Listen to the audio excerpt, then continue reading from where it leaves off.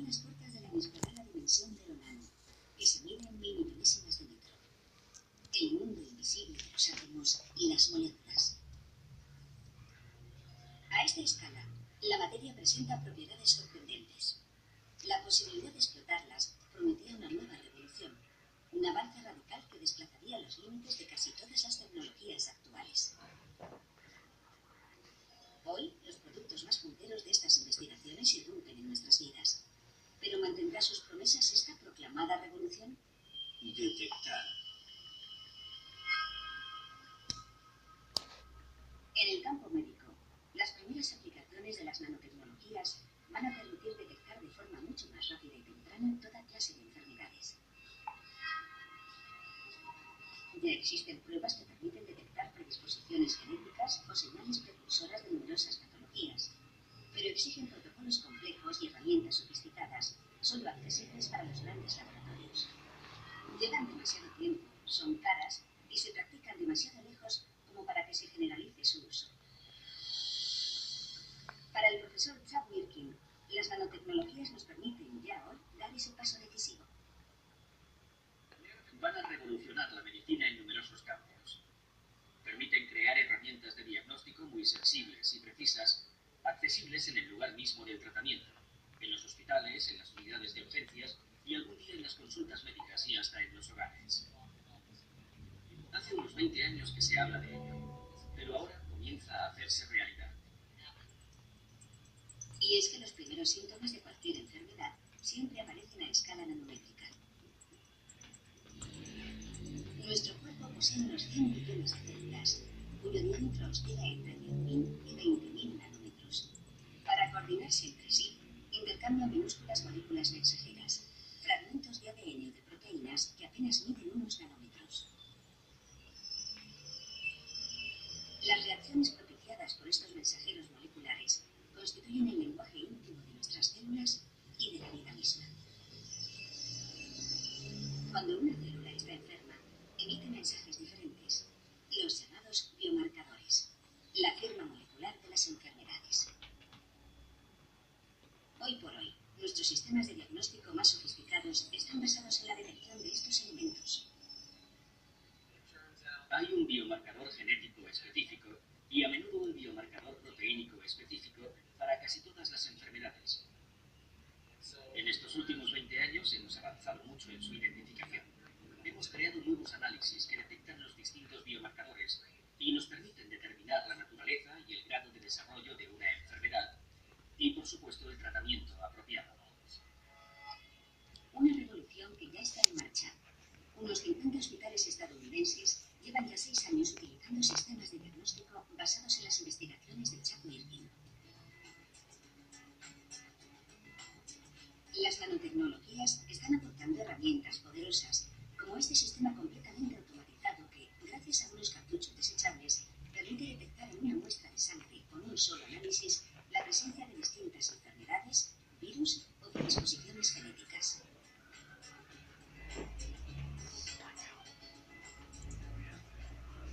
Permite detectar múltiples organismos u objetivos diferentes en una misma reacción y disponer de un tiempo de respuesta mucho más rápido. Los resultados son espectaculares. En 2009 asistimos a la aparición del virus de la gripe H1N1 2009, el causante de la gripe A. Las nanotecnologías nos permitieron detectar el patógeno, identificarlo y determinar su naturaleza en tan solo 3 horas y media.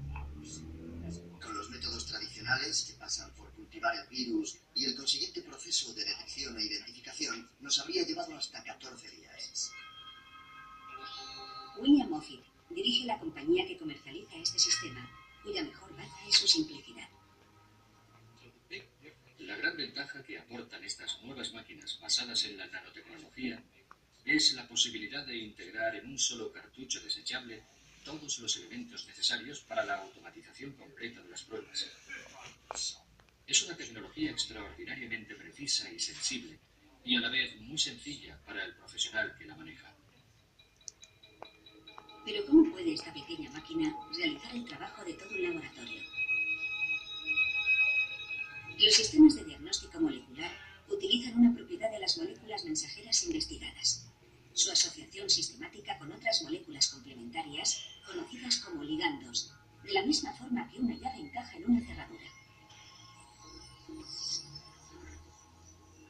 Conectando estos ligandos a un soporte, podemos capturar los biomarcadores correspondientes presentes en una muestra. Pero estos objetos son tan minúsculos que es extremadamente difícil leer el resultado de estos análisis. Chad Mirkin ha resuelto este problema a escala molecular, utilizando las propiedades de las nanopartículas de oro. Las nanopartículas de oro son diminutos amasijos de átomos de oro. Cuando miden menos de 100 nanómetros, son de color rojo. De un rojo tan intenso que puede colorear hasta una solución muy diluida. Es la razón por la que el oro se utilizaba en la Edad Media para teñir de rojo las vidrieras.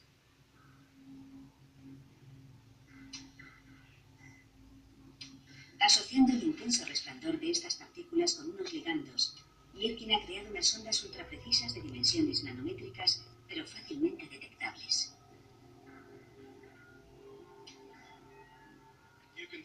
Estas pequeñas balizas nanométricas se asocian con las moléculas que buscamos y revelan la presencia del biomarcador de una enfermedad emitiendo una potente señal. Pueden distinguir un determinado biomarcador en medio de millones de otras señales con una precisión del orden del 100% en la mayoría de las pruebas. La precisión de estas herramientas podría provocar una profunda evolución de las prácticas médicas. Estos nuevos sistemas van a producir un profundo cambio en la medicina. Nos permitirán emitir diagnósticos personalizados adaptados a cada paciente, y no, como ahora, diagnósticos estandarizados. Esta máquina solo realiza una decena de análisis diferentes, pero su capacidad se está multiplicando, ya que para detectar otras enfermedades basta con incorporar nuevos ligandos a la plataforma. A medida que vayamos añadiendo nuevos elementos y nuevas pruebas, la cantidad de información que podrá recabar esta herramienta será sencillamente inimaginable. Poder detectar cantidades ínfimas de biomarcadores va a transformar la medicina, porque multiplicar el alcance de nuestro radar nos permitirá ver mucho más allá. Numerosos sistemas de este tipo harán irrupción en nuestros hospitales, pero a corto plazo podrían aparecer otras herramientas de detección aún más sencillas y sorprendentes. El doctor Silvano Dragonieri intenta detectar las primeras señales de un cáncer sirviéndose de una nariz electrónica. Una herramienta concebida para efectuar controles sanitarios en la industria alimentaria y para la detección de explosivos. Para comprobar su utilidad en un contexto médico, escogimos este modelo en concreto, porque es fácilmente accesible y no demasiado caro. Este aparato lleva varios años en el mercado y está equipado con 32 sensores compuestos por nanotubos de carbono. Cuando las moléculas buscadas se unen a un nanotubo, modifican su conductividad, delatando así su presencia. Funciona como el olfato de un perro.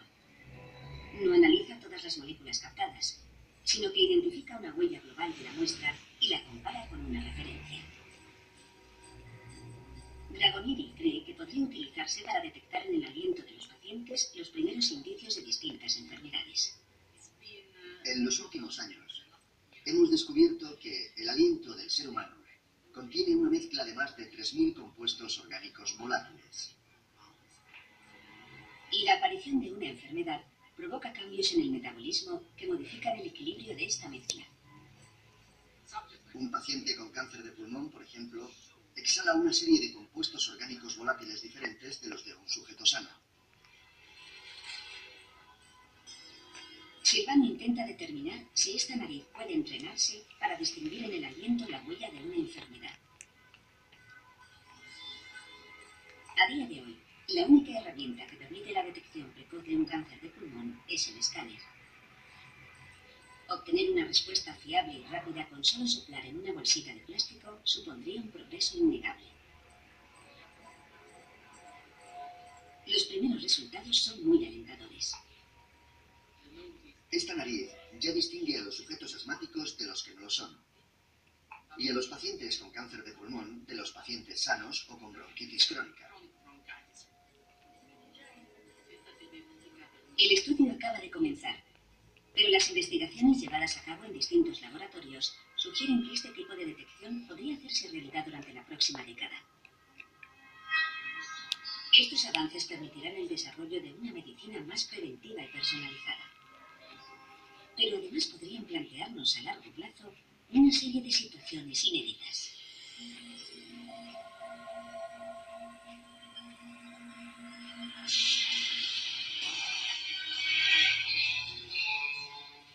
Vine aquí por primera vez en 2040. Acababa de conocer a Lisa, que soñaba con descubrir la llamada ciudad del futuro. Yo tenía 5 y era tan guapa, así que ¿por qué no? Pero aunque estemos en el futuro, hay cosas que nunca cambian. Caballero, Ahora su departamento se llamaba Aduanas y Migración Singular. es una simple forma. No era portador de ningún virus conocido. No es usted portador de ningún... Pero habían advertido que ni Lisa ni yo llevábamos un parche de diagnóstico. ¿Parche de diagnóstico? Un nanoparche. como el que lleva mi compañero. Era un nuevo dispositivo de diagnóstico en tiempo real que podría usar gratuitamente durante mi estancia. El Ministerio nos encomienda la tarea de obsequiar a nuestros... Según ellos, todos saldríamos ganando. Yo gozaría de una protección médica puntera durante mi visita a la ciudad y no representaría un peligro para la salud de sus habitantes. Entendemos su repetición. Aquella intrusión en mi intimidad me pareció intolerable y su tono condescendiente empezaba a cargarme. Tal vez detrás de todo aquello estaba la compañía que fabricaba los parches. Ahora díganme, ¿puedo seguir con mis vacaciones o tengo que llamar a mi abogado? No querrá poner a nadie. Aquello era demasiado. Ya está bien. Ahórrense sus sermones. Mi respuesta es no. Y ahora se han acabado. Me gustaría marcharme. Si así lo desea. Es libre. Pero antes tenga la... El parche no era obligatorio, pero me hicieron firmar una declaración eximiéndoles de toda responsabilidad. Gracias, caballero. Y que disfrute de su estancia en nuestra ciudad. Todo esto es un despropósito. ¿Tú estás bien? Sí. Lisa me esperaba a la salida y me contó como si tal cosa, que ella sí había aceptado el parche de diagnóstico. Aquello me sacó de quicio y le dije que era una estúpida. Debería haberme callado. Tranquilízate. Mark, ¿te pasa algo?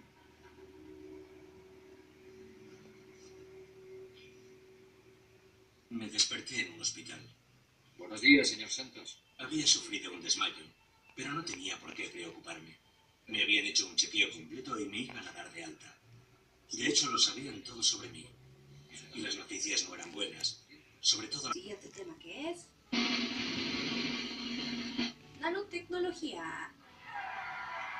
Pero, ¿qué es la nanotecnología? Bueno, pues es justo de lo que hablaremos. Comencemos con un poquito de historia. Resulta ser que todo comienza cuando los primeros pasos de la nanotecnología son dados por el físico estadounidense Richard Phillips Feynman. Richard se licenció en el Instituto Tecnológico de Massachusetts, mejor conocido como el MIT, hacia el año de 1939. Posteriormente realizó un doctorado por la Universidad de Princeton y una de las investigaciones más importantes en las que participó fue en el Proyecto Manhattan, mejor conocido por la elaboración de la primera bomba atómica. Asimismo, trabajó por muchos años como catedrático para el Instituto de Tecnología de California en Pasadena, conocido mundialmente como Caltech, donde realizó profundas investigaciones sobre la electrodinámica cuántica, motivo por el cual fue galardonado con el Premio Nobel de Física en 1965. Un 29 de diciembre de 1959, en Caltech, durante el encuentro anual de la American Physical Society, Richard Feynman pronuncia una conferencia mejor conocida con el título de There's Plenty of Room at the Bottom, hay mucho espacio de fondo, donde comienza con lo que sería más tarde los fundamentos de una ciencia nueva, innovadora y sobre todo muy prometedora. En esta mítica conferencia, que trata de cómo manipular, controlar y fabricar objetos de muy pequeñas dimensiones, aborda el tema desde una perspectiva absolutamente distinta de cómo se había hecho hasta el momento, y abriendo todo un nuevo mundo de posibilidades. Lo que en aquel entonces pareció como un sueño loco surgido de la mente de un científico, el paso del tiempo ha demostrado que era posible convertirlo en una realidad. Feynman hacía la siguiente reflexión. En el año 2000, cuando se mire hacia atrás, todo el mundo se preguntará por qué hasta el año de 1960 nadie comenzó a moverse seriamente en esta dirección. La dirección a la que se refería era manipular átomo a átomo y que esto a su vez pudiera retar a la ciencia logrando un avance mayor a lo que ya se tenía. Antes de finalizar, Feynman exhortó a las universidades que se encontraban reunidas al seguimiento de esta ciencia, y es desde entonces que en Estados Unidos y en otros países comenzó a hablarse de nanotecnología a partir de estas locas aseveraciones de este científico llamado Richard Feynman. Ya sabemos cómo surge lo que conocemos hoy como nanotecnología, pero creo que aún no tenemos una clara idea de lo que es. Podemos mencionar que la primera persona a la que se le atribuye el término nanotecnología es Nobuo Taniguchi de Tokyo Science University, quien en el año de 1974 lo usó por primera vez y lo definió como la manipulación de materia viva e inerte al nivel del nanómetro, que es la millonésima parte de un milímetro. Es en esta escala en que la física cuántica desplaza a la física clásica y las propiedades de los elementos cambian su carácter en formas nuevas e impredecibles. Otra cosa que debemos saber acerca de este tema es que la nanotecnología implica la fusión de muchos campos del saber, tales como las matemáticas, la física, la química, la electrónica, la biología, etc. No es específica de ningún área, más bien, este es aplicable a cualquier área que necesite de su capacidad para realizar tareas más completas y eficaces. El objetivo principal de la nano es la creación de materiales con características específicas. ¿Cómo ver lo que no se ve? La nanotecnología no había podido surgir adecuadamente debido a la falta de maquinaria y de instrumentos que permitieran la observación de lo pequeño. ¿Están de acuerdo? Pues incluso para la época de Richard Feynman, que fue uno de los pioneros de esta tecnología, no existían todavía microscopios potentes y capaces de mirar hacia lo desconocido. Inclusive el mismo Feynman se preguntaba, ¿no hay acaso una manera de hacer un microscopio más potente? Y esto sin duda fue un gran reto para los científicos de aquella época. Pero para el 10 de agosto de 1982, IBM patenta su invento número 4.343.993 con el microscopio de barrido de túnel, y es que es el primero que se utiliza para observar de manera indirecta átomos y moléculas cargadas eléctricamente. Dato curioso. Los investigadores de IBM realizaron algo con el microscopio de barrido de túnel que marcaría la historia y sería recordado, pues con tan solo 35 átomos de xenón escribieron las iniciales IBM sobre un cristal de níquel. Algunos años después de la invención de los microscopios de barrido de túnel, se comenzó con la evolución de estos hacia los llamados microscopios de fuerza atómica, AFM por sus siglas en inglés. Estos persiguen el mismo mecanismo que los de barrido de túnel, con la única diferencia de que no necesitan material precisamente cargado eléctricamente y que por lo tanto son de ayuda para examinar muestras biológicas. Ya hablamos un poquito de historia, ya hablamos un poquito de cómo ver lo que no se ve, pero yo creo que muchos de ustedes se han preguntado qué son los nanotubos de carbono. Los nanotubos de carbono quizás sean las estructuras más interesantes y tal vez consideradas como las más importantes descubiertas hasta ahora. Estos fueron descubiertos en 1991 por Sumio Nijima de Japón, mientras experimentaban con un método para reproducir buquibals, que son como una especie de estructura de carbono con forma geodésica. Los nanotubos son estructuras laminadas y enrolladas derivadas del grafito. Mucha gente insiste en que los nanotubos son el material milagroso de la tecnología atómica, porque exhiben características que los tornan ideales para un buen aprovechamiento de múltiples tareas y aplicaciones. Los nanotubos son 100 veces más resistentes que el acero y 6 veces más ligeros. Pueden ser tan delgados como para medir 1 nanómetro de diámetro y tan largos que miden 100.000 nanómetros. Dependiendo de la configuración, los nanotubos pueden ser buenos conductores de electricidad o actuar como aislantes en la electrónica molecular.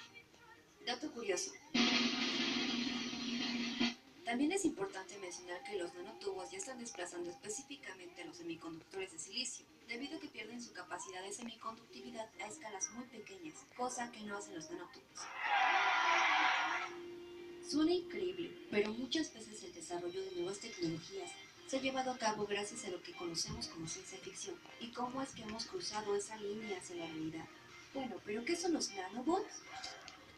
La cultura que se ha generado en torno a los temas tecnológicos ha vuelto muy sonado el término nanorobot o nanobot, y muchas de las aplicaciones que se esperan de ellos van a ser en la medicina, hasta las que implican su participación en la milicia. Se han dado ya pasos gigantes dirigidos a crear robots nanoscalares. Los investigadores del Laboratorio de Bioinstrumentación del MIT Ya han desarrollado cientos de robots. Ahora imagínense lo que podremos lograr en un par de años. Otra cosa de la que también se ha escuchado hablar bastante son las famosas nanomáquinas.